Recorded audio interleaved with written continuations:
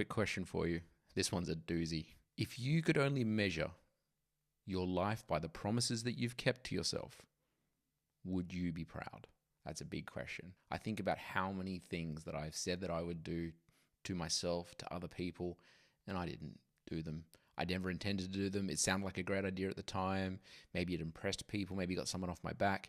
Maybe it's something I really thought I did want, and yet when the reality came and the opportunity came to take action, to choose it, I didn't do it.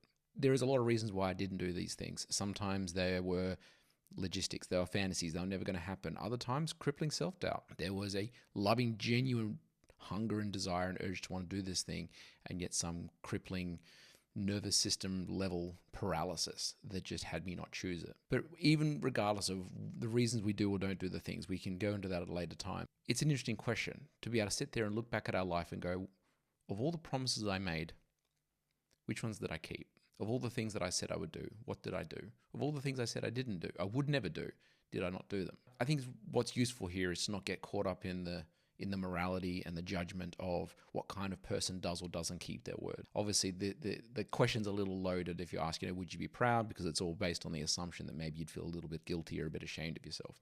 That's not my intention. The purpose of the question is simply to look back at that and actually become aware of how many times you give your word to yourself.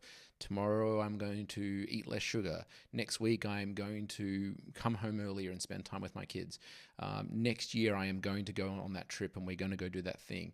And then that time comes and then something happens and something important comes up and it's just not a priority right now. I mean, it is a priority, but there's other things a bigger priority.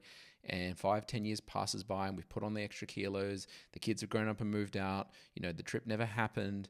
And there's all these kinds of things that have fallen by the wayside. And in doing those things, we start to feel a bit sad, right? Because there's all these things that we wanted to do, but we never did.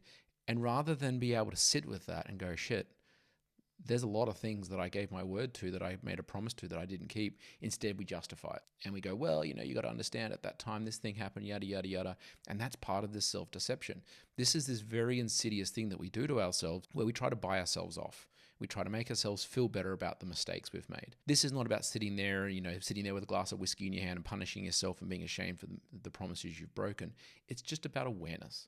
It's becoming aware and becoming very mindful about the things that we promise to ourselves and to other people, so that when we promise these things, we can actually look at what it's going to take to keep it. Look, you can break your word with another person. They can get upset with you. You can lose an opportunity, lose a job, break up a relationship, and that sucks. But when you break your word to yourself, you hurt yourself in ways that are unimaginable, that I'm not even sure that therapists or other people can help you put back together, simply from the point of view that it is something that must be restored by you and you alone. You must give your word to something, follow through on your word, prove to yourself that your word means something. And maybe then and only then can you go out into the world and give your word to others and they'll believe you too. Good luck with that one. That's a very big question, but just maybe that might be the question that changes your life.